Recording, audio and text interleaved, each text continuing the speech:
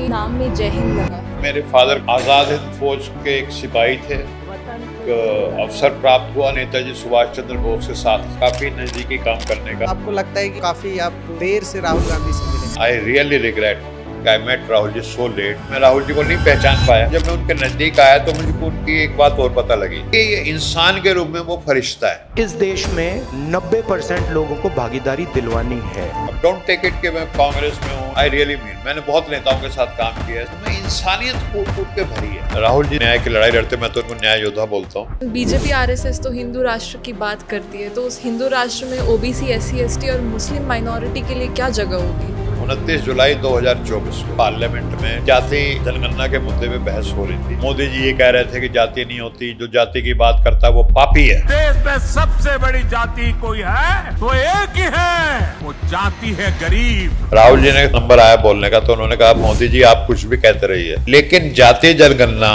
इसी लोकसभा के कार्यकाल आपके द्वारा मैं करवा करके मानूंगा, आप देख लेना। और वो हुआ। जाति जनगणना हम करा के दिखाएंगे। खत्म।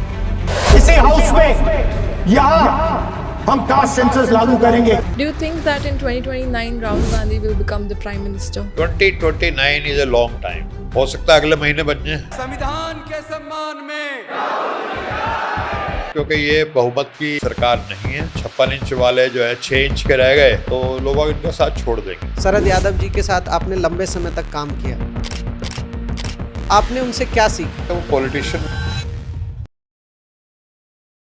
आनंद जय हिंद सर, आपके नाम में जय हिंद लगा है, तो इसके पीछे क्या कोई वजह या कोई कहानी है? क्योंकि जितना मुझे पता है आपके जो पिताजी हैं सुरजन सिंह जी, वो यादव सरनेम लगाते हैं। देखिए ऐसा है कि मेरे फादर का आपने जिक्र किया, वैसे उनका जो पॉपुलर नेम था वो कैप्टन एसएस यादव था। वो आज़ाद हिंद फौज के एक सिपाही थे और उनको एक अवसर प्राप्त हुआ नेताजी सुभाष चंद्र बोस के साथ काफ़ी नज़दीकी काम करने का। जब नेताजी का रंगून में आईएनए हेडक्वार्टर था तो उसमें फर्स्ट फ्लोर पे नेताजी रहते थे, ग्राउंड फ्लोर पे जो ऑफिस था जी, वो मेरे फादर कैप्टन एसएस यादव संभालते थे। तो नेताजी ने जब अपनी फौज बनाई, उससे पहले अंग्रेज़ों की फौज थी। अंग्रेज़ों की फौज से लोग ज़्यादातर गए थे आईएनए में, और वहाँ पे अलग अलग जाति और धर्म के नाम पे रेजिमेंट होती थी जी, और हर रेजिमेंट के लोग अपना जो है ना जाति या अपना जो धर्म वाला संबोधन किया करते थे। कोई कहता था राम राम जी, कोई कहता था हर हर महादेव, कोई सलाम वालेकुम, इस तरह की चीज़ें, या सत श्री अकाल। जी, तो नेताजी ने जब आज़ाद हिंद फौज बनाई तो उन्होंने कहा भाई हम तो एक देश की सेना बना रहे हैं, तो हम इसको जाति और धर्म में फौज को नहीं बांटना चाहते। तो सब लोग जो हमारे आज़ाद हिंद फौज के होंगे सब जय हिंद बोलेंगे। ओके, कोई ऐसे नहीं बोलेगा राम राम जी और वही सत श्री अकाल या सलाम वालेकुम। तो आज़ाद हिंद फौज के लोग और नेताजी, जय हिंद जो नारा जो देश ने बाद में अपनाया वो नेताजी सुभाष चंद्र बोस जी का दिया हुआ नारा है, जय हिंद अभिवादन। तो वहाँ जब आपस में मिलते थे सब एक दूसरे को जय हिंद बोलते थे। जी।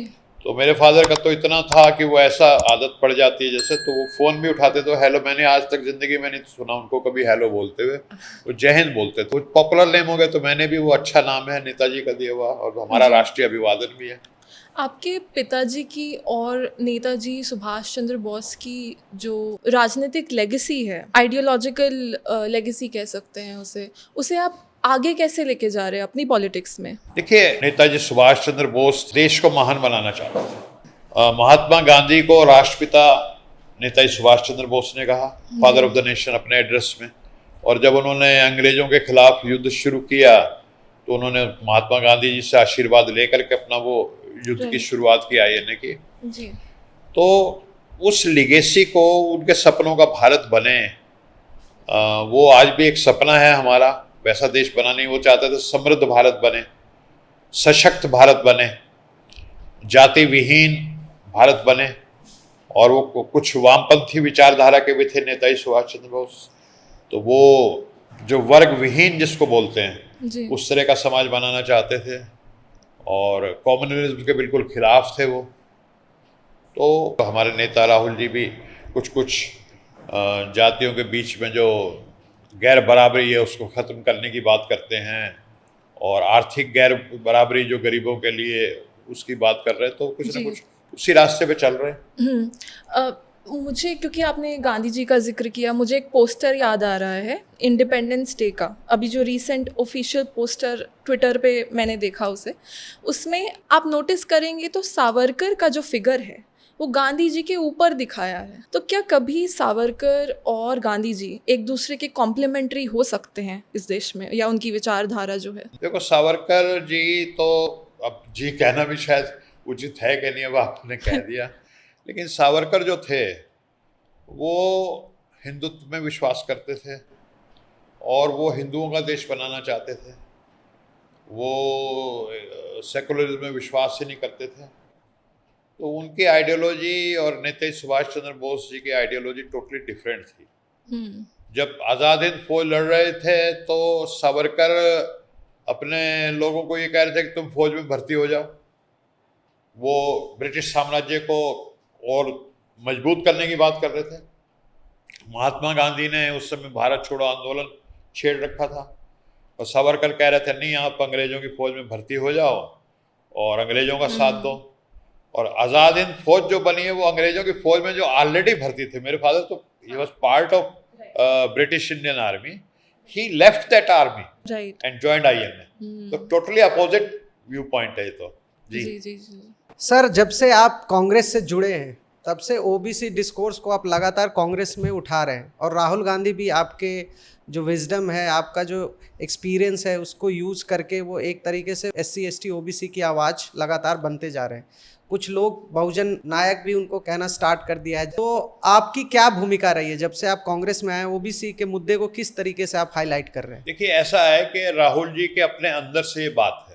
जब उनके अंदर से ये बात निकल करके आ रही है तो उन्होंने ऐसे लोगों को ढूंढा जो बरसों से इस फील्ड में काम कर रहे हो सोशल जस्टिस के। जैसे आप सबको जानकारी है कि भारत जोड़ो यात्रा राहुल जी ने पैदल की और वो ग्रामीण क्षेत्रों से पैदल गुजरे, गांवों के बीच में से गुजरे।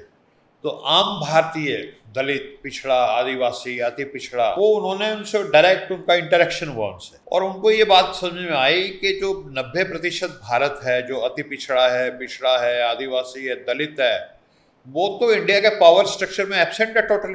टोटली एब्सेंट है।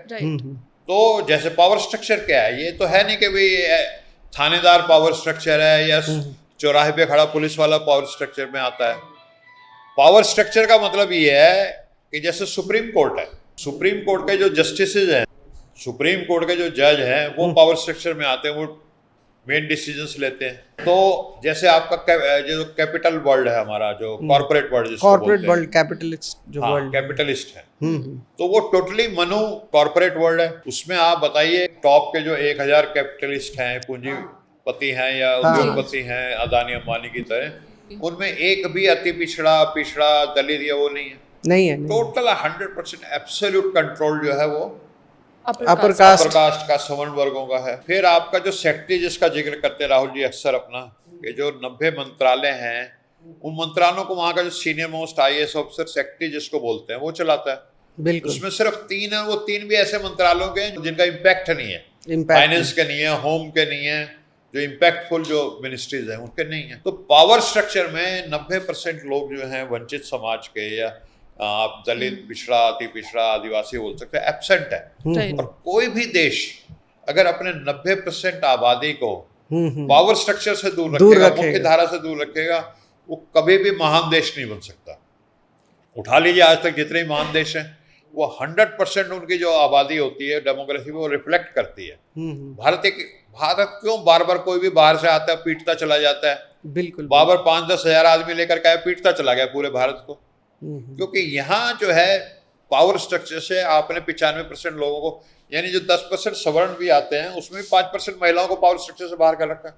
जी हाँ। तो टोटली जब 5% ही कंट्रोल करेंगे देश को, तो वो देश कभी भी महान नहीं बनेगा। जी। बिल्कुल। तो वो राहुल जी ने जब महसूस किया तो तब उन्होंने ये कहा कि नहीं, सबको मुख्य धारा में लाना है, भागीदारी सबको देनी चाहिए, और भागीदारी न्याय की जो बात राहुल जी इस समय कर रहे हैं, उसी से देश महान बनेगा। जी। तो वो ऐसा नहीं है कि उनका कोई खास लगाव हो गया, वो तो खुद भी कोई ओबीसी या अति पिछड़ा के नहीं है या दलित नहीं है।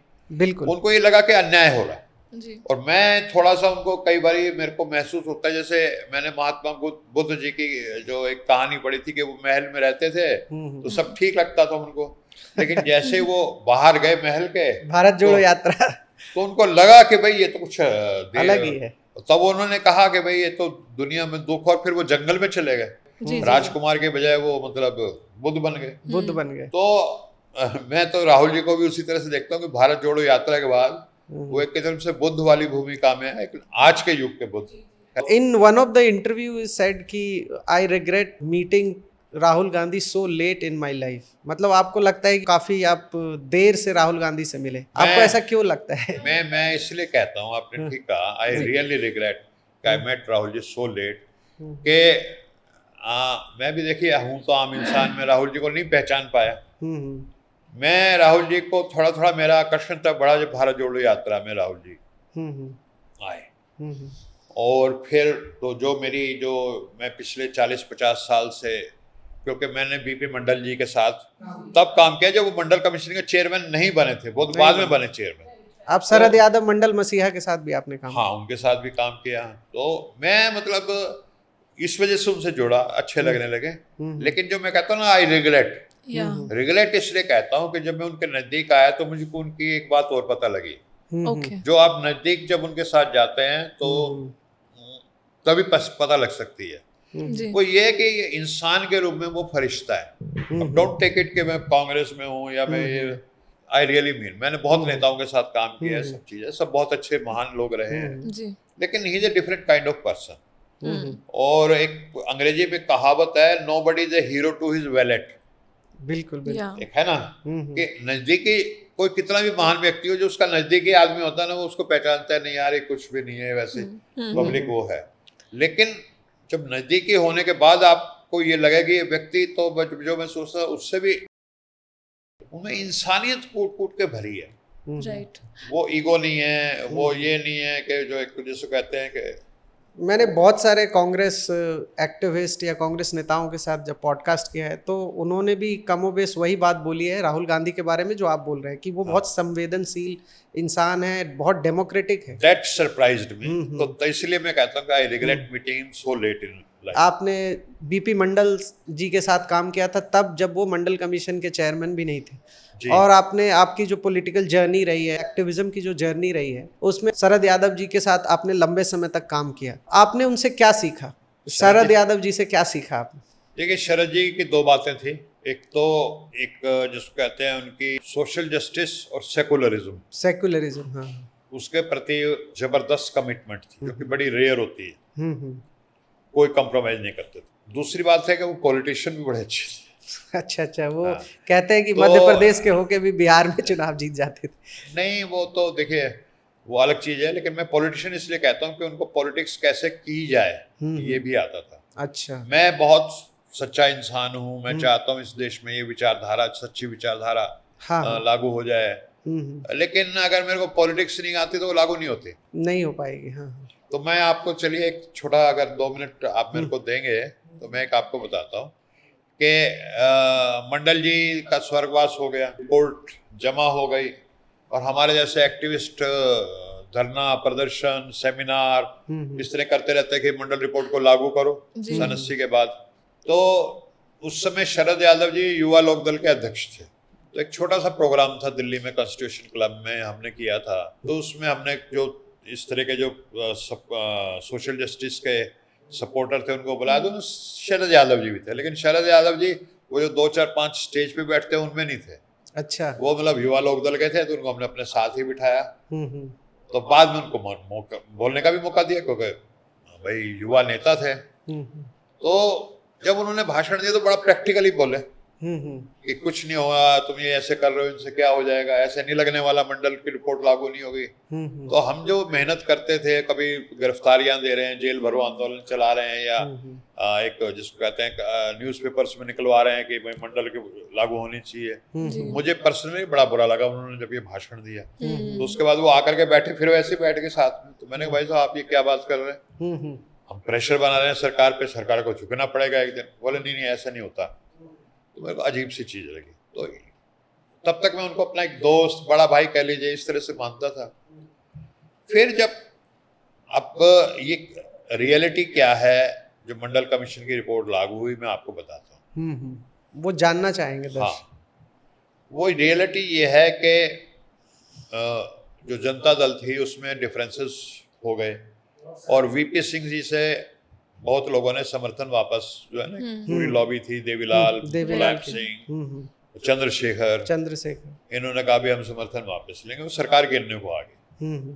उस समय क्या थे कि शरद जी बहुत बड़े नेता थे, उत्तर प्रदेश बिहार के जो मेंबर ऑफ पार्लियामेंट थे वो उनको अपना नेता मानते थे। इवन लालू यादव, शरद और नीतीश कुमार, ये भी शरद यादव को उस समय अपना नेता मानते थे। बाद में स्थिति बदल गई, अलग चीज है। तो ये सब 70 के करीब एमपी शरद जी के घर पे इकट्ठा हुए। तो उससे पहले शरद जी जो थे वो देवीलाल जी के साथ चला करते थे। तो उन्होंने विचार किया भी क्या करना है, ये एक है, या तो हम वीपी सिंह जी के साथ जाएं या देवीलाल जी के साथ जाएं। तो शरद जी ने कहा भाई एक अवसर है, ये राजनीतिक अवसर हमें मिला है, इसमें अगर हम मंडल कमीशन रिपोर्ट को लागू करवा गए तो वो एक उपलब्धि हो गई। अच्छा, वीपी सिंह क्योंकि प्रधानमंत्री थे, उनके पास आईबी की रिपोर्ट थी कि शरद यादव के साथ 70 मेंबर पार्लियामेंट हैं। तो उन्होंने संपर्क किया, जी आप हमें समर्थन दें। उन्होंने कहा बिल्कुल दे देंगे, लेकिन हमारी एक शर्त है। तो वीपी सिंह जी बोले ठीक है, मंडल कमीशन लागू कर देंगे, लेकिन 15 अगस्त को जब मेरा भाषण होगा लाल किले के प्राचीर से, तो उसमें हम घोषणा कर देंगे मंडल कमीशन की। उससे पहले 9 अगस्त को पार्लियामेंट में उनको अपना बहुमत सिद्ध करना था। तो शरद जी प्रैक्टिकल थे, उन्होंने कहा 9 अगस्त के बाद की बात मत रखिए, आप पहले लागू करिए, पहले कीजिए 7 को। तो वीपी सिंह जी ने फिर 7 अगस्त को मंडल कमीशन की वो जो सिफारिश थी एक नौकरियों वाली, वो डिक्लेयर करी। तो मेरे कहने का मतलब कि शरद जी की, मैंने बताया कि वो एक तो कमिटमेंट होती है सोशल जस्टिस के प्रति, सेकुलरिज्म के प्रति, और एक उसको मौका पड़ने पे पॉलिटिकली उसको कन्वर्ट करना, वो जो है ना बड़ा शार्प माइंड ही कोई कर सकता है। कोई ऐसी बात, दैट काइंड ऑफ पॉलिटिशियन। जी शरद यादव जी की कोई ऐसी बात जो आपको सबसे ज्यादा याद आती है? मुंह फट थे, उनको कोई बात नहीं अच्छी थी तो वो मतलब बोल देते थे, खुला बोल देते थे। हाँ।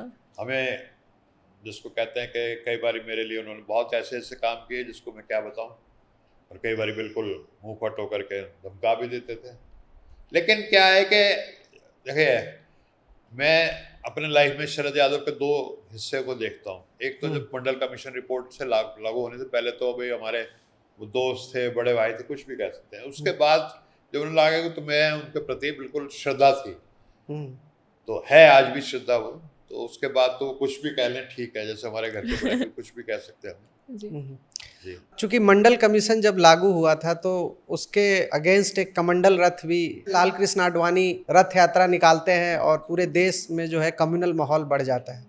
तो जिस तरीके से मतलब मंडल और कमंडल की जो लड़ाई है आज इस देश में फिर से एक तरीके से वो रेलेवेंट बनती जा रही है, चूंकि कास्ट सेंसस का मुद्दा आप बहुत लंबे समय से उठा रहे हैं, और जब से आप राहुल गांधी जी के साथ जुड़े हैं तब से तो ये पूरे डिस्कोर्स का पार्ट हुआ, और एक तरीके से आज मोदी सरकार कास्ट सेंसस करवाने भी जा रहे हैं। तो आप किसको क्रेडिट देंगे ये कास्ट सेंसस का जो एक आइडिया जो आज रेलेवेंट हुआ है उसके पीछे? इस समय इस देश में 2 फोर्सेस काम कर रही हैं। एक तो जो जन्म के आधार पे सबको बराबर मानते हैं कि जन्म के आधार पे कोई ऊंचा नीचा नहीं है जी, ठीक है। उसमें आप कांग्रेस को कह सकते हैं, और भी जो आप कह सकते हैं अलाइज है जो है इंडिया गठबंधन के, उसमें काफ़ी सारी पार्टीज हैं जो इंसान की इक्वलिटी में बिलीव करती हैं। दूसरी तरफ बीजेपी, आरएसएस है, वो जन्म के आधार पर इक्वलिटी के में बिलीव नहीं करती। कुछ मनुवादी जिसको कहते हैं उनकी मानसिकता रहती है जी।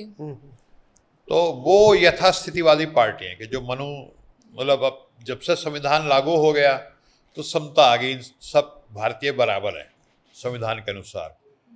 तो डी ज्योर जिसको कहते हैं ना, कानूनी रूप से तो हमारा संविधान लागू है, लेकिन जो डी फैक्टो है, राइट, जो वास्तविकता है, रियलिटी है, वो ये है कि वो आज भी मनुवादी टाइप की जो हायरार्किकल स्ट्रेटिफाइड सोसाइटी है हमारी, और उसमें कुछ लोगों के पास संपत्ति जो पीढ़ी दर पीढ़ी चली आ रही है, शिक्षा पीढ़ी दर पीढ़ी चली आ रही है, मान सम्मान पीढ़ी दर पीढ़ी चला आ रहा है, वो बरकरार है।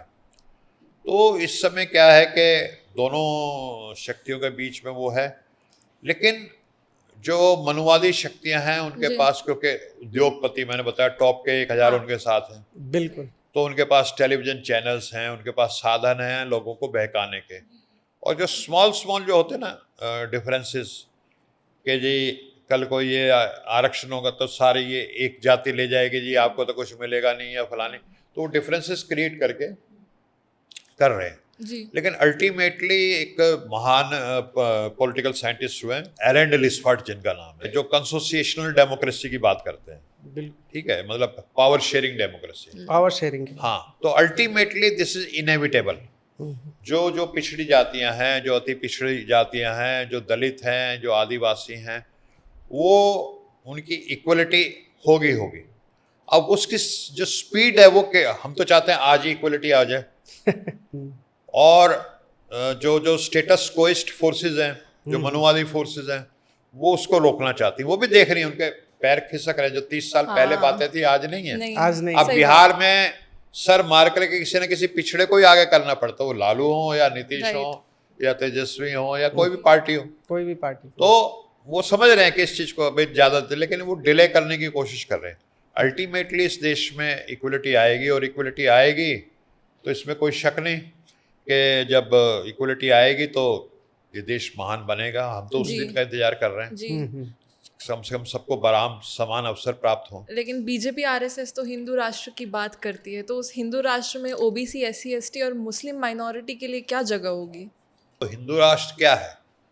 हिंदू राष्ट्र में अगर हिंदू की बात करेंगे तो सबसे बड़ी चीज़ तो शंकराचार्य है, शंकराचार्य।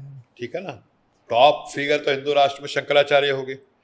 और हिंदू राष्ट्र तो ये कहता है कि भाई जो ब्राह्मण हो, या जैसे वो बताते हैं कि जब मान लो चाणक्य है ब्राह्मण, तो उसके अनुसार राजा को चलना चाहिए। तो जो राजा चलेगा वो शंकराचार्य या जो भी ब्राह्मण और पुरोहित के हिसाब से चलेगा, और वो जन्म के आधार पे होगा। राइट। शंकराचार्य कोई अति पिछड़ा नहीं बन सकता। शंकराचार्य बिल्कुल बिल्कुल। इवन शंकराचार्य कोई क्षत्रिय भी नहीं बन सकता, वैश्य भी नहीं बन सकता। लेकिन चलो छोड़ो, कोई दलित, आदिवासी या कोई पिछड़ा तो बन ही नहीं सकता, शूद्र। जी। तो फिर ऐसी व्यवस्था में तो फिर तो इनइक्वलिटी बढ़ेगी जी। जब जन्म के आधार पे सारी चीजें। तो या तो हिंदू राष्ट्र की बात करने वाले कहते हैं जी हम शंकराचार्य को नहीं मानते, शंकराचार्य दलित होना चाहिए, ठीक है, तो हम मानेंगे भी हिंदू राष्ट्र वाले कुछ सेंसिबल बात कर रहे हैं। आज तक उन्होंने नहीं बोला कि शंकराचार्य दलित होना चाहिए, जी। ठीक है। इसी से जुड़ा मैं एक सवाल और ऐड कर रहा हूँ कि आपने एक इंटरव्यू में कहा है कि caste is a reality and you close your eyes at your own risk. लेकिन मोदी जी 2019 के चुनाव जीतने के बाद मुझे याद है कि एक उन्होंने स्पीच में बोला था कि अब जो है भारत में जाति व्यवस्था जैसी कोई चीज़ नहीं रह गई है, अब मात्र 4 जातियां हैं उनके हिसाब से। उन्होंने कोट किया था, महिलाएं, युवा, किसान और गरीब। तो क्या आप मानते हैं कि आज इस देश में वर्ण व्यवस्था एक तरीके से ख़त्म हो चुकी है? ब्राह्मण, क्षत्रिय, वैश्य, शूद्र अब सिर्फ किताबों की बात है, और ऐसे भी वो करिकुलम बदल रहे हैं, क्या लगता है? देखिए, मैं आपको ये जो बात कर रहे हैं इसमें थोड़ा सा आपको 2024 में पार्लियामेंट में चल रहा था, 29 जुलाई में आपका एग्जैक्ट डेट बताता हूँ, और दोपहर का टाइम था, लगभग 2, 2:30, 3 बजे का। तो जिस जाति जनगणना के मुद्दे पे बहस हो रही थी, जिसमें मोदी जी ये कह रहे थे कि जाति नहीं होती, जो जाति की बात करता है वो पापी है। पापी है। वो जो इस तरह के शब्द इस्तेमाल करते हैं, हाँ। पापी है, अर्बन नक्सल है, बटेंगे तो अनुराग कटेंगे। ठाकुर टाइप का आदमी जो है वो जो मतलब he is known for his nonsensical remarks. तो वो कह रहा था, राहुल जी से पूछ रहा था आपको क्या जाति है, आपकी क्या जाति है? हाँ, वगैरह वगैरह। तो तब उस समय अब राहुल जी तो जो बोलते हैं वो 10 साल बाद, 2 साल बाद, 4 साल बाद, चाहे कोरोना हो, जीएसटी हो, किसानों relevant का हो ही हो, जाती वो है। बाद में सिद्ध हो जाती है। बिल्कुल। तो ज़्यादा पुरानी बात नहीं, 29 जुलाई 2024 को राहुल जी ने तब अपना जब उनका नंबर आया बोलने का, तो उन्होंने कहा मोदी जी आप कुछ भी कहते रहिए, लेकिन जातीय जनगणना इसी लोकसभा के कार्यकाल में, हमारी सरकार नहीं है, लेकिन इसी लोकसभा के कार्यकाल में आपके द्वारा मैं करवा करके मानूंगा, आप देख लेना इस चीज को। और वो हुआ एग्जैक्टली 9 महीने बाद 30 अप्रैल को मोदी जी ने उसकी घोषणा कर दी, ठीक है। तो मोदी जी क्यों कहते हैं मैंने इतने ओबीसी मंत्री बना दिए, मैंने दलित राष्ट्रपति बना दिया, मैंने आदिवासी राष्ट्रपति बना दिया, ठीक है, क्यों कहते हैं, क्यों छाती ठोक के कहते हैं मैं ओबीसी हूँ? राइट, खुद तो कहते हैं वो। खुद को कहते हैं ना कि मैं ओबीसी हूँ। और फिर जब वाइस चांसलर बनाने की बात आती है, वो ले लेंगे ओबीसी का वोट। कितने ओबीसी वाइस चांसलर बनाए, Right. कितने दलित, तब जातिवाद हो जाती है, तब तो जाति नजर आनी शुरू हो जाती है। जाति देख करके वाइस चांसलर बनाए जा रहे हैं इस देश में, बिल्कुल बिल्कुल। गवर्नर बनाए जा रहे हैं जाति देख करके। जो राम मंदिर का ट्रस्ट है, हाँ, देखिए जी। उसमें पिछड़े वर्ग की उमा भारती, कल्याण सिंह, विनय कल्याण कटियार की सिंह, क्या रितंबरा। भूमिका रही थी। रितंबरा also। बट जैसे ही वो ट्रस्ट बने, दूध में मक्खी की तरह इन्हें निकाल के बाहर फेंक दिया गया। उन्होंने सही प्रेस बात। कॉन्फ्रेंस की, सही बात। कल्याण सिंह उमा भारती ने बेचारे बोले जी अब हम कहाँ हैं। अब हम तो कहाँ? है क्या ये जो हिंदू राष्ट्र का वाला सिस्टम है, इसमें क्या है कि जो ब्राह्मण है तो वो तो जो है सो है, लेकिन बाकी जो शूद्र हैं, दलित हैं, अति पिछड़ा है, उनकी भूमिका वो होती है ना बारात में बाजे वाले सही की, बात है।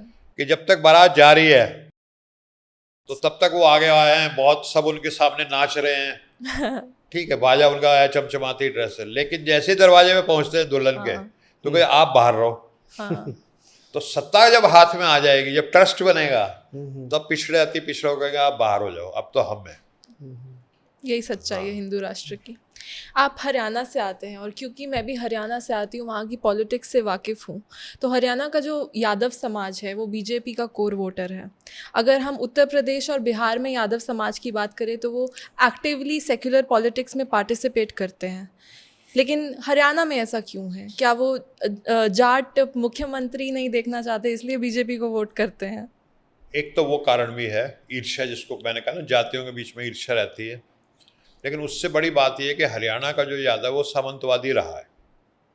राइट। आप जो बात फ्यूडल। बोल रहे हैं उसके लिए आप पे आपके खिलाफ माहौल बन जाएगा। हाँ, मैं छाती ठोक के कहता हूँ, क्योंकि हरियाणा में वे राव तुलाराम जी थे, बहुत, हम तो खैर स्वतंत्रता सेनानी थे, मैं बड़ी श्रद्धा है उनके प्रति, उनके परिवार के। लेकिन उनके बाद में जो आए, जो उनको कहने लगे हम उनके वंशज हैं, ये वंशज राव साहब। राव साहब, खैर राव साहब तो सारे हरियाणवी यादव लिखते हैं उनको। हाँ। तो वो उनका व्यवहार ये था कि सब, अच्छा कोई एक जाति की बात नहीं कर रहा मैं, सब जाति जमीन पे बैठे उनके सामने, तो उनका फ्यूडलिस्टिक माइंडसेट रहा है। तो हरियाणा वाला भी अपने आप को, क्योंकि उसको उस सामंती व्यवस्था में गुजरना नहीं पड़ा, तो उसका एक्सपीरियंसेस नहीं है। हाँ। जी। वो अपने आप को, अच्छा ज़्यादा वो उसको इससे लेना देना नहीं कि तुम्हारे उद्योगपति हैं है नहीं है। आज तक आपने, अब यादवों की बात कर दी, बताता हूँ कि 15% 10% यादव जो भी इस देश में हो, तो जाति की संख्या से पता लगेगा। लेकिन सुप्रीम कोर्ट में करीब 500-700 सुप्रीम कोर्ट के जस्टिस बन चुके हैं आज़ादी के बाद अब तक। बिल्कुल। एक यादव नहीं बना, ओह। एक यादव नहीं बना आज तक। एक यादव टॉप के 1000 उद्योग, लेकिन वहाँ के यादव अपने आप को कहते हैं हम राव साहब हैं, बहुत ऊंची चीज़ है। तो वो एक्चुअली कुएं के मेंढक है, ठीक है, उन्होंने उस कुएं के बाहर दुनिया देखी नहीं, और उस कुएं के राजा हैं वो, तो अपने आप को बहुत 30 बार समझते हैं जी। तो और भी कुछ कारण है, लेकिन मोटे तौर पे ये है कि व्यवहार उनका सामंती रहा है और वो ठीक नहीं रहा है। बहुत कम लोग हैं जो अपनी जाति के प्रिविलेज पे इतना खुल के बोलते हैं, और आप जिस तरीके से बोल रहे हैं मेरे ख्याल से ये बहुत बड़ी बात है। तो जब से आप कांग्रेस से जुड़े हैं, ऐसा आपके क्रिटिक आरोप लगाते हैं कि आपने राहुल गांधी को ऑडिटोरियम का एक मतलब नेता बना दिया है, क्योंकि आप संविधान सभा का आयोजन कर रहे थे और राहुल गांधी से आपने देश में हज़ारों ऐसे मतलब संविधान सभा वाले कार्यक्रम ऑडिटोरियम में कराएं।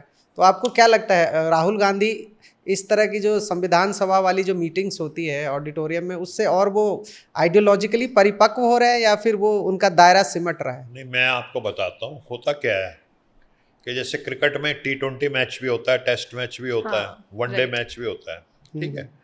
ऐसी राजनीति में आपको हर तरह की पब्लिक से कनेक्ट होना, सोशल मीडिया, ये जो आप पॉडकास्ट कर रहे हैं, ये कनेक्शन का है, बड़ी बड़ी रैलीज करना, पब्लिक मीटिंग्स करना, भारत जोड़ो यात्रा करना। हाँ, वो भारत जोड़ो यात्रा करना, अभी उन्होंने बिहार में वोट अधिकार यात्रा की, ठीक है।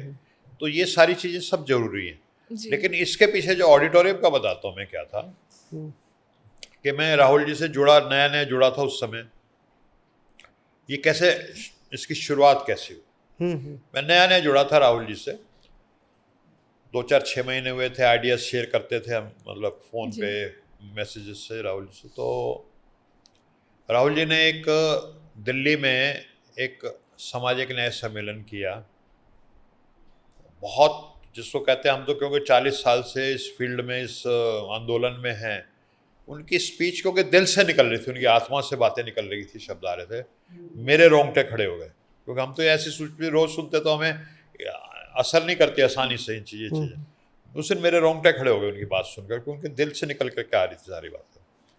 उसके बाद उसके बारे में बात हुई 1-2 दिन बाद जी। तो फ़ोन पे डिस्कस करके भी उसका क्या इम्पैक्ट रहा। तो मैंने कहा सर ऐसा है कि आपकी स्पीच तो ज़बरदस्त रही और वो यूट्यूब से दूर दूर गई, लेकिन सामने जो ऑडियंस बैठी थी वो ठीक नहीं थी। उन्होंने कहा ऑडियंस में क्या कमी थी? मैंने ऑडियंस क्या थी उस समय, चुनाव चल रहे थे, तो अब जैसे मान लीजिए पार्टी मेरे को कह दे भाई जयंत जी आप प्रोग्राम करो, राहुल जी आएंगे, आप तो मैं तो काम जाऊंगा, नर्वस हो गया, अगर प्रोग्राम में कुछ कमी रह गई, आदमी कम हो गए तो भाई पार्टी में कहीं मेरे को पद से ना निकाल दें, डर होता है।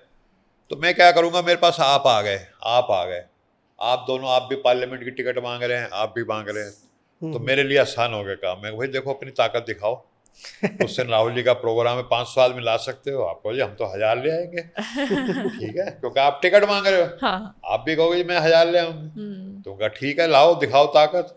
तो आप अपने जैसे तैसे लोगों को भर करके बसों में ले आए उस ऑडिटोरियम में। हाँ। तो वो जो ऑडियंस थी उसमें, जो Right. उसमें हुई थी, वो जबरदस्ती लाए हुए आदमी थे।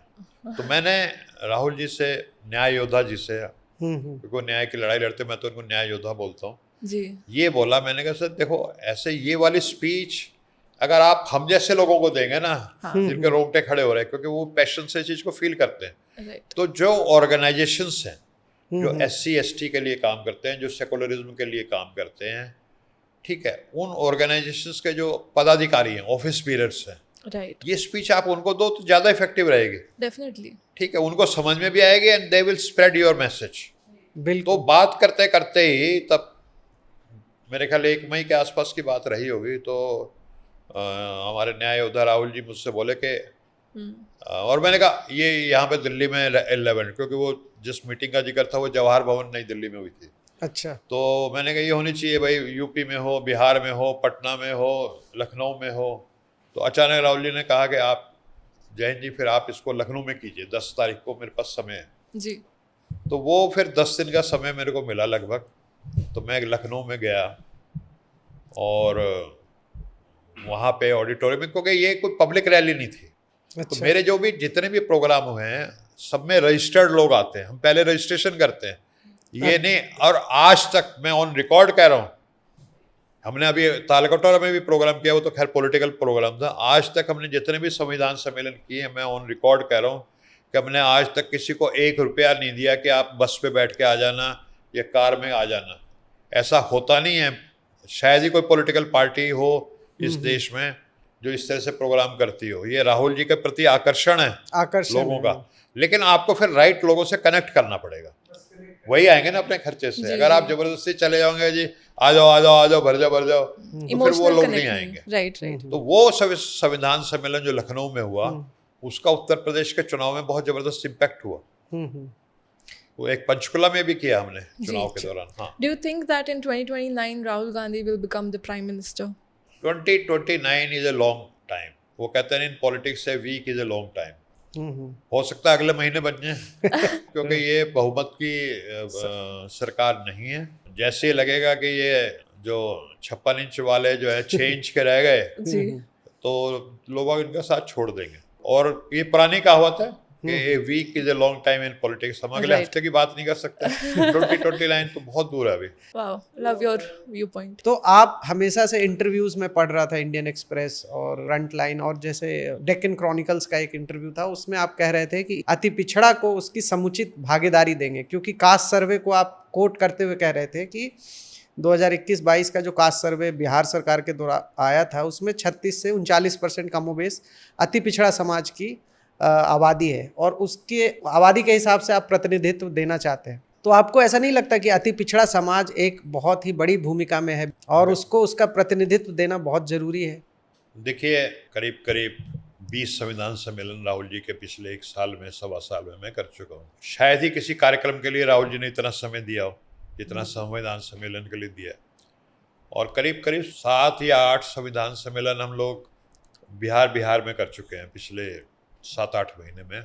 और उसके अलावा कम से कम 25-30 जो पिछड़े अति पिछड़ों के प्रतिनिधि मंडल है वो राहुल जी से मतलब मिले हैं, मैं भी उनमें साथ रहा हूँ। तो राहुल जी ने महसूस किया कि जो सबसे ज़्यादा अन्याय है, वैसे तो सभी वंचित समाज के साथ अन्याय है जी, किसी भी वर्ग का गरीब हो उसके साथ भी अन्याय है, लेकिन सबसे ज्यादा जो अन्याय का शिकार है वो इस समय अति पिछड़ा समाज है। कारण ये है कि अति पिछड़ा समाज शिक्षा में, धन संपत्ति में, मान सम्मान में लगभग शेड्यूल कास्ट की श्रेणी में आता है। श्रेणी में आता है। सिर्फ वो अछूत नहीं है, अगर आप उस सामाजिक शैक्षणिक हिसाब से देखें तो वो लगभग उस श्रेणी में आता है। लेकिन उसको कोई असेंबली में, जैसे एससी को असेंबली में आरक्षण है, उनको नहीं है।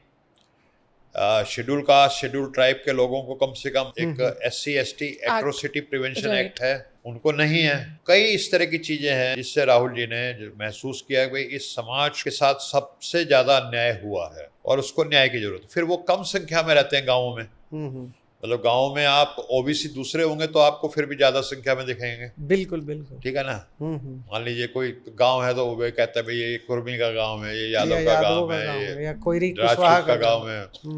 लेकिन आपको ऐसा नहीं मिलेगा भाई ये गांव जो है ये कुम्हारों का गांव है, इसमें सारे कुम्हारी मेजोरिटी में, ठीक है, या लोहारों का गांव, हाँ लोहार ये पूरे, ऐसा नहीं मिलेगा। तो वो कम संख्या में रहते हैं। जो बहुसंख्यक होते हैं वो उनमें दबंग भी होते हैं, दुर्व्यवहार करने वाले भी होते हैं, तो वो उससे दबते हैं। अल्टीमेटली वो सारे जो इंटरेक्शन पिछले 2 साल से राहुल जी से हो रहे हैं पिछड़ों के साथ, उसमें कुछ चीज़ें जिसको कहते हैं ना, हाँ मैं शब्द इस्तेमाल करूं, क्रीम निकल के आई या अमृत निकल करके आया। अमृत जी जी जी, समुद्र मंथन के बाद। हाँ अमृत थोड़ा सा वैसे अटपटा शब्द है, संविधान मंथन के बाद। हाँ तो उसमें वो जो 10 पॉइंट प्रोग्राम जो अभी 24 हाँ, अभी मैं सितंबर उस को, पे आ रहा था जी कि जी जी, तो हाँ, वो राहुल जी ने अति पिछड़ा समाज को वाकई में कुछ मिलेगा। अति पिछड़ा जो मैनिफेस्टो अभी कांग्रेस पार्टी और RJD के जो अलायंस, इंडिया अलायंस वालों ने जो लाया है, और उस जो मैनिफेस्टो को जब जारी किया जा रहा था तो आप भी स्टेज पे थे, और मैं कई सारे लोगों से बात करता हूँ अपने पॉडकास्ट के माध्यम से इन जनरल, तो कई लोग मेरे को ये भी बोल रहे थे कि हु इज़ अनिल जय हिंद, क्या वो एक अति पिछड़ा समाज से आने वाले हैं कि उनको जारी करने का हक है? नहीं, पहली बात तो ये स्टेटमेंट ही गलत है कि मैंने जारी किया। हु एम आई, मैं जारी करने वाला होता कौन? किसी व्यक्ति ने नहीं किया, ऑन रिकॉर्ड महागठबंधन ने वो जारी किया, that is on record. Number 1 बात। नंबर 2 बात, अगर आप किसी को श्रेय दें सबसे ज़्यादा तो न्याय योद्धा राहुल गांधी जी ने जारी किया, क्योंकि उनकी मंशा थी। या आप तेजस्वी यादव या VIP के जो, वो तो अति पिछड़ा के आते हैं, हमारे मुकेश सैनी जी, उनको कह सकते हैं। और वहाँ पे स्टेज पे सुदामा प्रसाद जी थे, सुदामा प्रसाद भी अति पिछड़ा समाज से अति पिछड़ा से आते हैं। मंगनीलाल मंडल जी जो हाँ, धानुक जो समाज RJD अति पिछड़ा समाज से आते हैं, वो थे। हमारे जो राष्ट्रीय अध्यक्ष हमारी पार्टी के, वो दलित समाज से आते हैं। मल्लिकार्जुन खड़गे साहब थे, राजेश राम जी थे दलित समाज से। तो वो एक लीडरशिप थी, शीर्ष नेतृत्व था पार्टियों का। और महागठबंधन ने जारी किया, वो अनिल जय हिंद ने जारी नहीं किया। ये गलतफहमी निकाल दे, मैं कौन होता हूँ? मैं तो वहां पे सिर्फ ये कह रहा था कि भाई अब फलाने साहब बोलेंगे, अब फलाने साहब बोलेंगे, एंकरिंग का काम कर रहा था। और मैं तो ये कहता हूँ कि जो कहते हैं ना कि भाई कोई नहीं, तो मैं कहता हूँ अपना किसी अति पिछड़े समाज से बीजेपी वाले हमने 10 पॉइंट निकाले, इन 10 को इंक्लूड करते 10 और जोड़ दें, 10 और जोड़ दें, हाँ, 20 निकालें, कम से कम मैनिफेस्टो एजेंडे में तो लेके आए। हाँ भाई, हमने कहा 25 करोड़ तक का ठेका मिलना चाहिए, हाँ हाँ, तो वो कह दे हम 50 करोड़ तक कर देंगे। हाँ, हमने 30% आरक्षण की बात की, वो क्या अति पिछड़ा को हम 60% देंगे। हाँ हाँ, ये तो मैं मान जाऊंगा। तो बड़ी लाइन खींचे ना, बड़ी लाइन सही खींचे, बात है। हाँ। तो मेरे ख्याल से ये जो एक टैक्टिक्स जो एक इस्तेमाल करती है RSS BJP, मोदी जी को OBC as a OBC present करती है, और एक तरीके से टोकनिज्म का जो काम करती है, वो क्लेम करते हैं कि हमने राष्ट्रपति बनाया, एक दलित को, आदिवासी को प्रेसिडेंट बनाया, ठीक है। तो ये जो है, क्या आपको लगता है कि मोदी सरकार के 11 साल हो गए, आपको लगता है कि मोदी सरकार ने सच में पिछड़े, अति पिछड़े के लिए कुछ ऐसा मतलब मैं आपको बताता हूँ, चलिए, काम किया है? देखिए, महात्मा बुद्ध तो कोई पिछड़े नहीं थे, दलित नहीं थे, लेकिन सबसे ज्यादा आज हमारे देश में दलित जो है किसको मान रहे हैं? महात्मा बुद्ध को मान रहे हैं। अभी कल आपने देखा वो जो धम्म दीक्षा जगह है अपनी नागपुर में, जहाँ बाबा साहब ने दीक्षा ली थी, लाखों की संख्या में हमारे दलित और पिछड़े समाज के लोग वहाँ इकट्ठे हुए। जी जी। ठीक है, वो तो नहीं थे, तो उसके हिसाब से तो महात्मा बुद्ध को भी नहीं मानना चाहिए। हाँ। नंबर 1 बात। नंबर 2 बात, मंडल कमीशन की रिपोर्ट जो है वो एक जारी की जो सरकार में 1990 में, उसके बाद उससे भी बड़ी मंडल कमीशन की रिपोर्ट जो है वो लागू हुई, जो आदरणीय मैडम सोनिया गांधी जी के कहने पे, उनके निर्देश पे, अर्जुन सिंह हमारे प्रधानमंत्री मनमोहन सिंह जी के प्रधानमंत्रित्व काल में उनकी कैबिनेट में जो अर्जुन सिंह जी जो मानव संसाधन मंत्री थे, बिल्कुल। और मैं अपने अगर देखता हूँ, अपने समाज में देखता हूँ, जहाँ मैं जाता हूँ अपने पिछड़े समाज में, शिक्षा में आरक्षण का सबसे ज्यादा फायदा मिला है। आज हम लोग नौकरियों जेएनयू जैसी जगह पॉडकास्ट शुरू कर रहे हैं तो अर्जुन सिंह मैं कह रहा हूँ नौकरियां कितनी हैं, नौकरियां साल में सरकारी नौकरी 1 लाख से के आसपास निकलती, जी। उसमें 27% पूरा आरक्षण भी मिल गया, तो 27,000 नौकरी मिली। ओबीसी को जो 75 करोड़ के आसपास जिसकी जनसंख्या संख्या है, 75 करोड़ में 27,000 लोगों को साल में एक नौकरी मिल गई। लेकिन बच्चे जो हैं वो 3 करोड़ पास करते हैं 12th, ठीक है, तो 80 लाख जिसको कहते हैं, कहाँ 27,000 नौकरी, कहाँ 80 लाख बच्चे जो है अच्छे। और हमारे, मैं अपने रिश्तेदारी में देखता हूँ, हमारे बच्चे जो है ना, जिनको मैं नहीं समझता था अगर मौका नहीं मिलता, वो ऑक्सफोर्ड में जा रहे हैं और स्टाइपेंड लेके, क्योंकि दिल्ली यूनिवर्सिटी में पढ़ लिए, हंसराज में पढ़ लिए, श्री राम कॉलेज में पढ़ लिए, राइट। वहाँ से उनको आगे का रास्ता नजर आ गया। तो ये कांग्रेस ने का जो काम किया, इसमें तो एक भी पिछड़ा नहीं था, ना मैडम सोनिया गांधी थी, ना मनमोहन सिंह जी थे, ना अर्जुन सिंह जी थे। तो हमें काम चाहिए, जो भी काम कर दें। सरकारी नौकरी की आपने बात की, तो एक तरह से कह सकते हैं कि डिक्लाइन हुआ है गवर्नमेंट सेक्टर का इस देश में, और प्राइवेट सेक्टर का राइज हुआ है। एक बार आपने एक कहीं कहा था कि private sector is Manu sector, so which is to say कि 100% सवर्णा डोमिनेटेड है। तो क्या वहाँ पे आरक्षण लागू होना चाहिए? क्या what is the way forward और द सोल्यूशन? देखिए, मनुष्य सेक्टर ऐसा है इसलिए कहा गया कि ये जो कंपनियां हैं टॉप की 1000, they are owned by the upper caste, upper caste वाले, राइट। ठीक है, तो इसलिए मैंने ये मनुष्य सेक्टर कहा। नो तो इसका डेफिनेटली। मैंने जिक्र अभी शुरू में भी कहा कि कंपनियों में नहीं है लोग। तो अब आपने कहा कि नौकरियों क्या है वो चीज़, जी। नौकरियों में जो आरक्षण है, खास तौर पे वो कंपनियां, देखो है क्या कि जब भर्ती होती है तो जातिवाद के चश्मे से ये चीज़ों को देखा जाता। हमारे एक मित्र हैं, उन्होंने क्या किया, एक स्टडी की, उन्होंने गुड़गांव बेंगलोर में जो नौकरियां निकलती हैं उनमें 200 जो है एप्लीकेशंस भेजी। जो रिक्वायरमेंट थी, भाई MBA चाहिए, लड़का 5 साल का तजुर्बा चाहिए, ये चाहिए, वो चाहिए, वो सारी, हाँ। वैसे ही उन्होंने 100 जो भेजी, वो अपर कास्ट के नाम भी अग्रवाल लिखा हुआ है, शर्मा जी लिखा हुआ है, भारद्वाज लिखा हुआ है, पाठक जी लिखा हुआ है, और 100 में लिखा हुआ है यादव, हाँ। और भाई कुशवाहा, जी जी। ठीक है, तो वो लिखा हुआ है। तो इंटरव्यू के लिए जो कॉल आई, इंटरव्यू इससे पहले तो सिर्फ आप इंटरव्यू तो उस पर देखे ना, फॉर्म पे, सिमिलर फॉर्म, उन 100 में से कॉल आ गई 75 को, जी। और इन 100 में से कॉल आई 5-7 को। गॉड, जाति देख करके हाँ, रिजेक्ट वो किया। सरनाम देख करके इंटरव्यू के लिए बुला रहे हैं, ये स्थिति है।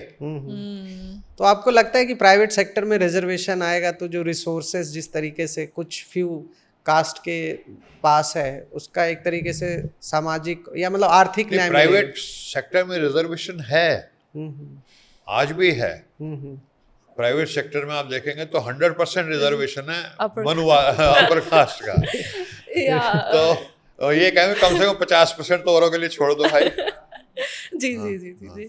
हाँ, राम पुनियानी जी का मैं एक पॉडकास्ट सुन रही थी जिसमें वो कहते हैं कि इस देश को जो है 4 गुजराती चला रहे हैं, 2 खरीद रहे हैं और 2 बेच रहे हैं, क्योंकि हमने अडानी अंबानी की भी बात की थी। तो जिस तरह से बीजेपी कैसे प्रोटेक्ट कर रही है अंबानी अडानी को, और सारे रिसोर्सेज और एसेट्स उनके हाथ में हैं, इतने जो होने भी नहीं चाहिए जिस तरह से, तो कांग्रेस कैसे डील करेगी इससे? अगर वो पावर में आ जाती है कल को, क्या छीन लेगी एसेट्स उनसे? क्या होगा कॉर्पोरेट से?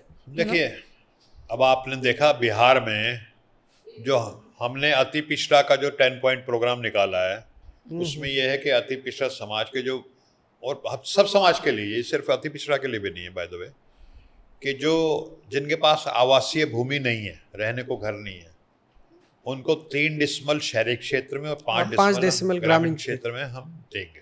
ठीक है, तो ये तो महागठबंधन का या कांग्रेस का मैनिफेस्टो है। बीजेपी ने क्या किया है, अदानी को कहीं भागलपुर में कहाँ पे पीरपैंती में एक रुपए 30 साल के लिए 1 रुपए एकड़ 1020 एकड़ जमीन दे दी है। जी जी, तो ये तो हम तो नहीं बर्दाश्त करेंगे ये बातें। डेफिनेटली। जो भूमि इनको आपने कोई, इनका कुछ आज तक कुछ देते नहीं है, कंट्रीब्यूशन सब कुछ अदानी को देते हैं, तो ये जो क्रॉनिक कैपिटलिज्म है, जी, दिस इज नॉट गुड। एक टाइम था जब इंदिरा गांधी जी ने मतलब बैंकों का राष्ट्रीयकरण किया था, तो क्या आपको लगता है कि जितने भी जो सरकारी एसेट्स हैं या पब्लिक सेक्टर एंटरप्राइज को जो बेचा जा रहा है जिस तरीके से, उस तरीके से क्या आपको लगता है कि कांग्रेस की सरकार बनेगी तो इस पर रिविजिट करेंगे राहुल गांधी? डेफिनेटली अगर कुछ गलत चीज़ें हुई हैं तो उनके ऊपर डेफिनेटली गौर किया जाएगा। अब हम सर SIR की बात करना चाहूँगा, जो स्पेशल इंटेंसिव रिवीजन जो एक तरीके से election commission of India BJP और RSS के इशारे पे करवा के बहुत सारे जो एलिजिबल जो वोटर्स थे उनका नाम हटा रही है। तो कहीं ना कहीं ये हमेशा कांग्रेस पार्टी के कार्यालय से घोषित होता है कि आज जो है एटम बम फूटने वाला है, हाइड्रोजन बम फूटने वाला है। तो ये जो असला बारूद जो मिलता है कांग्रेस पार्टी को या राहुल गांधी जी को, कौन दिला रहा है ये सारे न्यूक्लियर फिशन और फ्यूजन वाले? देखिए ये तो मेरे डोमेन में नहीं है एक्चुअली, कुछ अच्छा। अलग टीम है जो उस पर काम कर रही है, तो मेरे पास तो इसकी कोई जानकारी है। क्या आपको लगता है कि इलेक्शन कमीशन और जो बीजेपी जो गवर्नमेंट है वो मिली जुली है और वो मतलब इस तरीके से इलेक्शन में फ्रॉड हो रहा है? नहीं, इसमें लगने की कोई बात ही नहीं है, वो तो मतलब साफ है। साफ दिख रहा है। हाँ, मतलब आप देखिए ना, इलेक्शन कमीशन की कोई कमजोरी कांग्रेस पार्टी लाती है, शाम को जो है बीजेपी के एंकर उसका जवाब देने पहुंच जाते हैं। हाँ। आपके बारे में तो कहा ही नहीं। बिल्कुल भी। अनुराग ठाकुर प्रेस कॉन्फ्रेंस कर रहे हैं। मैंने कहा जी आपने चोरी की, ये कह रहा नहीं जी आपने इन्होंने चोरी में, तो आप कौन होते हो ये कहने वाले? इन्होंने चोरी तो साफ दिख रहा है कि चोर कौन है। इसको कहते हैं चोर की दाढ़ी में तिनका, या चोर चोर मोसेरे भाई, कुछ तो रिश्ता है। आप हमेशा से वर्गीकरण का एक तरीके से सपोर्ट करते रहे कि OBC की जो रिजर्वेशन है उसमें भी सब कैटेगराइजेशन होना चाहिए, तो आपको ऐसा लगता नहीं है कि मतलब बीजेपी ने रोहिणी कमीशन का गठन किया था और अब तक उसकी रिपोर्ट वो सार्वजनिक नहीं कर रहे हैं? देखिए ऐसा है कि बीजेपी ने जो रोहिणी कमीशन के बता दूं, उसको कोई 15 एक्सटेंशन दे दी, 3 महीने के लिए बनी थी शुरू में पहली बार।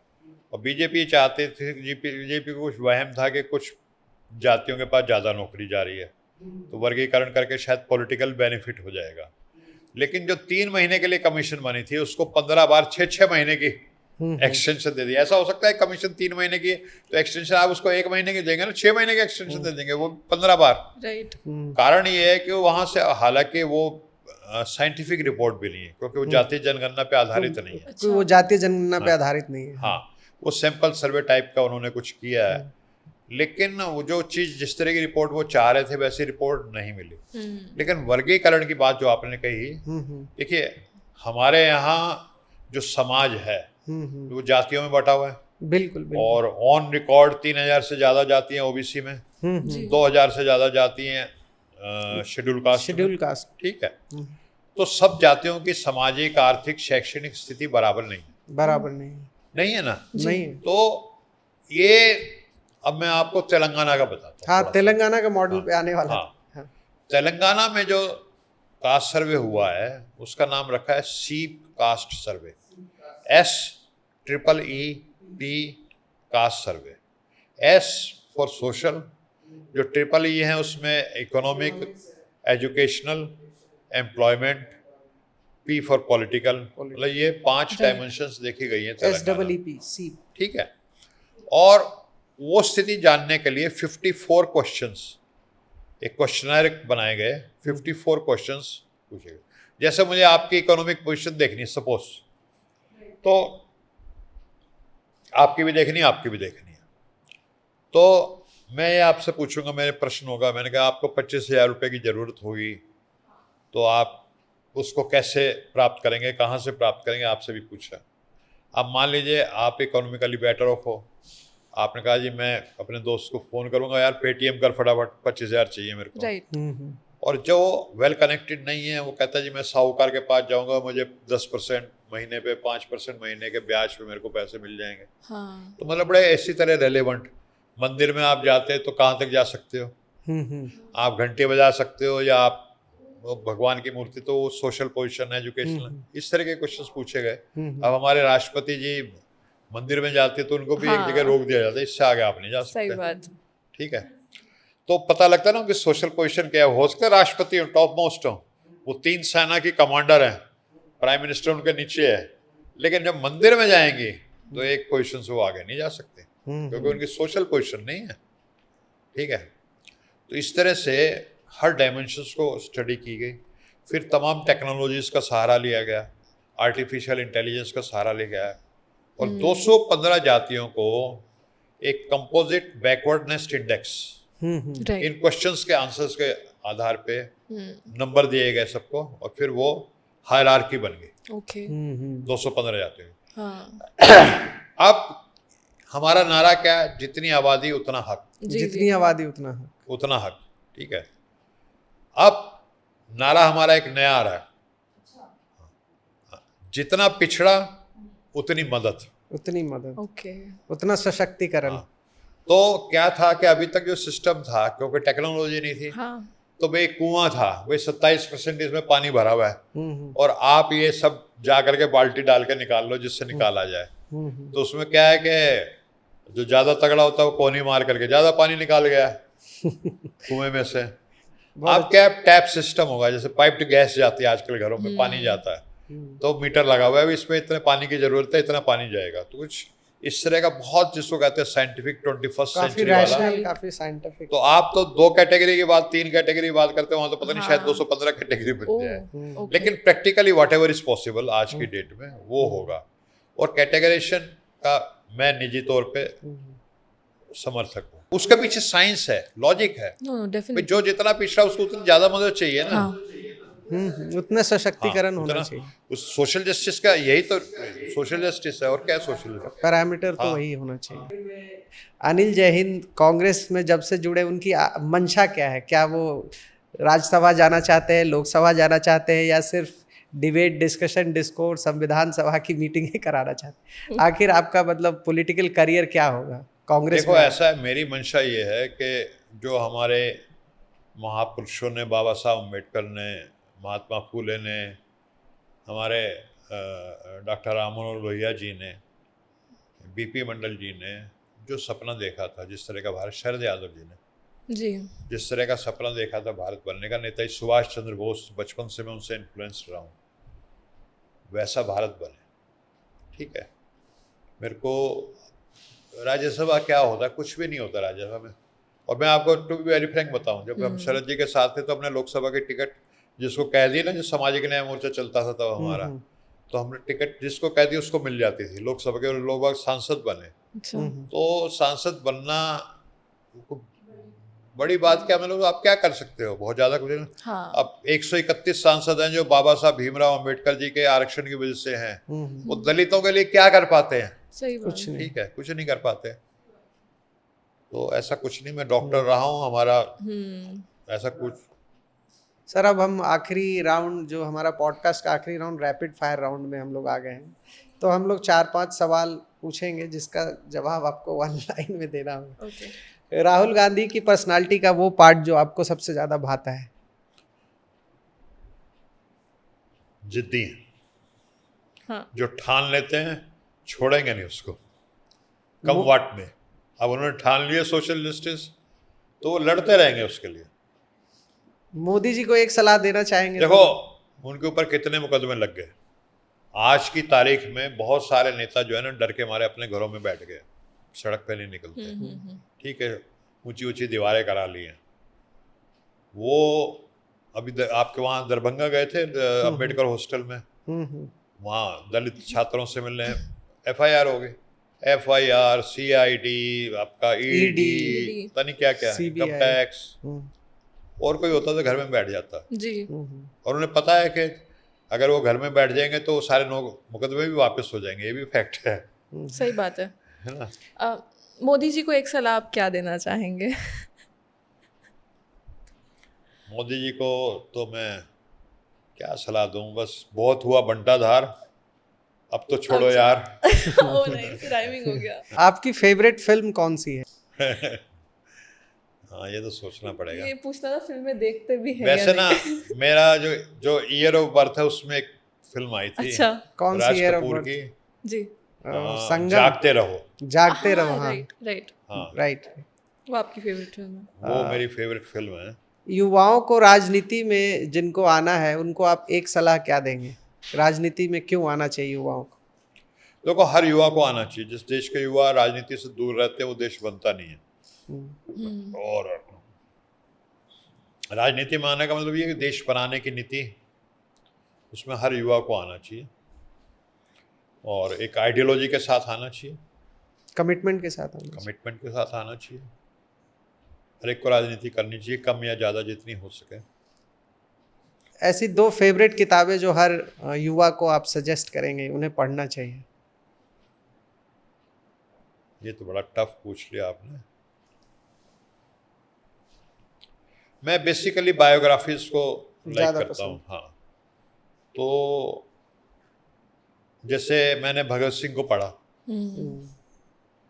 तो मैंने काफ़ी लेट पढ़ा, तो लगभग 40 साल की उम्र हो चुकी थी मेरी जब मैंने भगत सिंह, जी, तो मुझे ऐसा लगा कि अगर मैं ये किताब 18-20 साल की उम्र में पढ़ लेता तो आज मैं कुछ डिफरेंट काइंड ऑफ पसंद। अनिल जय हिंद होता। राइट। तो मैं समझता हूँ कि युवाओं को खास तौर पे भगत सिंह को हाँ, जरूर जैसा पढ़ना चाहिए। ना नेताजी सुभाष चंद्र बोस का भी एक बायोग्राफी है, माई स्ट्रगल, Right. है ना। हाँ, तो बायोग्राफीज को मैं बहुत ज़्यादा लाइक करता हूँ। बायोग्राफीज में हर किसी की पढ़ लेता हूँ। इवन मैंने एडोल्फ हिटलर की भी पढ़ी हुई है, मीन का काम्फ, मेरा संघर्ष। हाँ हाँ, बायोग्राफी से आपको काफ़ी कुछ सीखने को मिलता है। ऑडियंस के लिए अगर कोई मैसेज देना चाहें तो क्या देंगे? हमारी ऑडियंस को एक मैसेज दे सकते। अब देखिए, मैं तो क्या मैसेज दूँ ऑडियंस को, सब अपने विवेक से काम लें। और जैसे महात्मा बुद्ध कहते हैं ना, आपो दीपो भव, जी, हर एक चीज़ को अपनी कसौटी पे कसे। ये नहीं कि महात्मा बुद्ध ने कह दिया इसलिए तो, ठीक है, हाँ। ये नहीं कि मोदी जी ने कह दिया तो आँख बंद करके भाई सब कुछ ठीक है, मोदी जी ने कह दिया अब तो। हाँ, जी जी, बस thank जाते you. जाते चूंकि आपने बायोग्राफीज का जिक्र किया, तो मैं के कामराज का बायोग्राफी को पढ़ रहा था, चूंकि वो कांग्रेस पार्टी के वन ऑफ द बेस्ट मतलब संगठन बिल्डर थे। तो मुझे जब वो बायोग्राफी पढ़ रहा था, तो कल जब मैं क्वेश्चन बनाने बैठा था, तो जब आपको मैं के कामराज के रूप में ही इमेजिन कर पा रहा था, तो मुझे लगता है कि कांग्रेस पार्टी को आपके जैसे और नेताओं की ज़रूरत है, थिंकर्स की ज़रूरत है, और एक्टिविज़म मोड वाले लोगों की ज़रूरत है, Right. जिनके ग्राउंड पे काफ़ी संघर्ष रहा है। तो मैं चाहूँगा कि अनिल जय हिंद सर जैसे और भी लोग कांग्रेस पार्टी से जुड़े, चाहे वो किसी समाज से आते हैं, SC ST दलित OBC किसी भी समाज से आने वाले लोग जुड़े। तो राउंड टेबल पॉडकास्ट का इस एपिसोड का हम अब एंडिंग करने वाले हैं। आप बताइए हमें कि आपको ये एपिसोड कैसा लगा। धन्यवाद। धन्यवाद सर। थैंक यू धन्यवाद, सर। धन्यवाद।